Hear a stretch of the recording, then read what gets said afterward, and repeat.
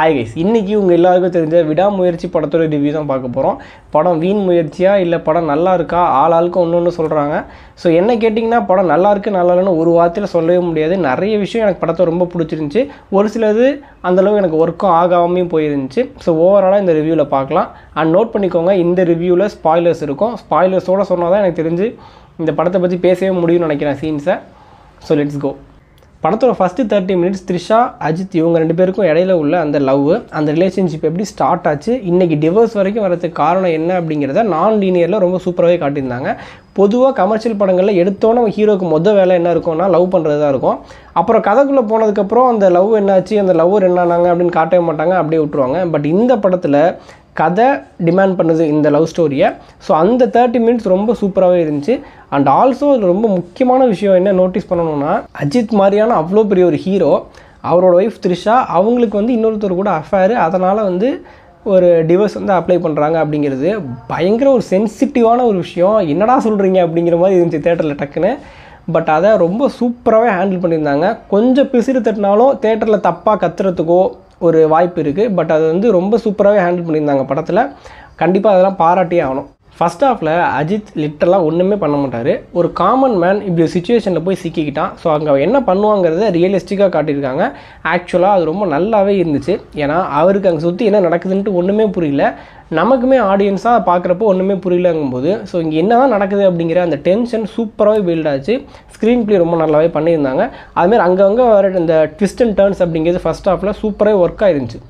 So அப்படியே நீங்கள் second half வந்தீங்கன்னா, ஃபஸ்ட் ஹாஃபில் அஜித் வாங்கின அடிக்கும் அவமானத்துக்கும் நம்ம பொறுமையாக என்ன வேணால் நடக்க போகுதுன்னு காத்துட்டு இருந்ததுக்கும் ஏதாச்சும் ஒரு ஜஸ்டிஃபிகேஷன் கொடுத்தாங்களா அப்படின்னா நாட் எக்ஸாக்ட்லி அப்படின்ட்டு தான் சொல்லணும். ஏன்னா செகண்ட் ஹாஃபில் நிறைய சீன் அப்படியே ஃப்ளாட்டாக தான் போயிட்டுருக்கு.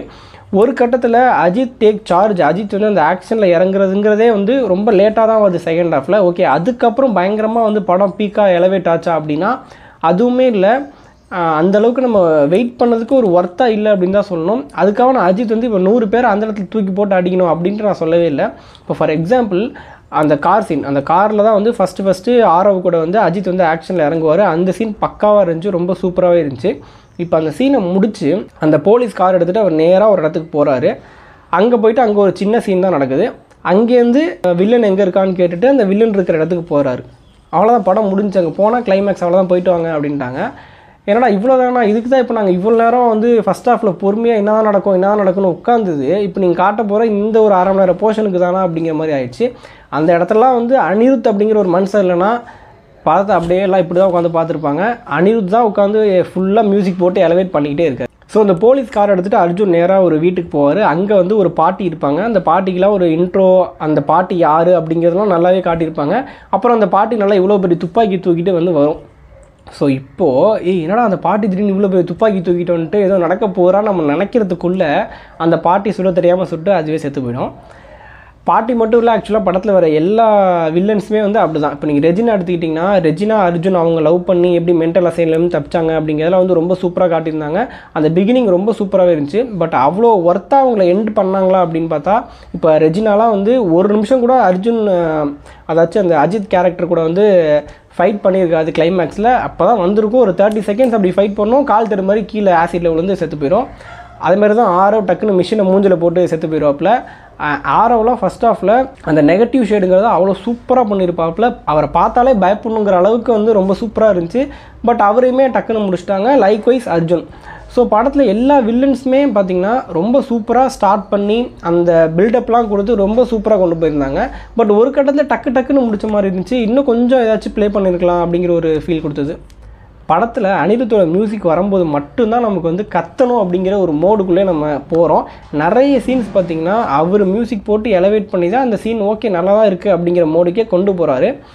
நிறைய சீனில் அவரோட மியூசிக்கோட ஸ்டாண்டர்ட் லெவலுக்கு அந்த சீனை ரீச் பண்ண முடியல விஷுவலாக. நீங்கள் அந்த படத்தை பார்க்காம அந்த மியூசிக்கை கேட்டிங்கன்னா அது உங்களை எங்கேயோ கொண்டு போகும். அந்தளவுக்கு ஒரு ஸ்டாண்டர்டில் அவர் மியூசிக் போட்டிருக்காரு.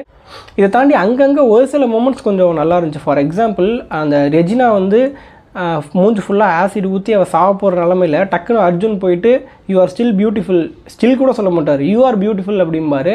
அந்த சீன் ரொம்ப அழகாகவே இருந்துச்சு. அந்த மாதிரி படத்தோட கிளைமேக்ஸில் இந்த ஃபைட் எல்லாம் முடிஞ்சு ஸோ ஃபஸ்ட்டு நமக்கு 30 மினிட்ஸ் காட்டாங்க இல்லையா, அதுக்கு ஒரு எண்டு பாயிண்ட் வைக்கிற மாதிரி அஜித்தும் த்ரிஷாவும் ஹக் பண்ணி அப்போ அஜித் அழுவார் மனுஷன். அப்போ வந்து பல வருஷத்துக்கு முன்னாடி நம்ம பார்த்த அஜித்தை அதுக்கப்புறம் இப்போ தான் பார்க்குற ஒரு ஃபீல் இருந்துச்சு. ரொம்ப சூப்பராக இருந்துச்சு அந்த ஒரு 2 நிமிஷம் பர்ஃபார்மன்ஸு. ஸோ விடாமுயற்சி வீண் முயற்சியா அப்படின்னா கண்டிப்பாக கிடையாது. ரொம்ப நேர்மையாக, ரொம்ப ஹானஸ்ட்டாக ஒரு ஜானர் ஸ்பெசிஃபிக்காக ஒரு படம் எடுத்திருக்காங்க. அதில் கொஞ்சம் அப்ஸ் அண்ட் டவுன்ஸ் இருக்குது. பட் கண்டிப்பாக தேட்டரில் போய் ஒரு தடவை பார்க்கக்கூடிய படம் தான். Thanks guys, by.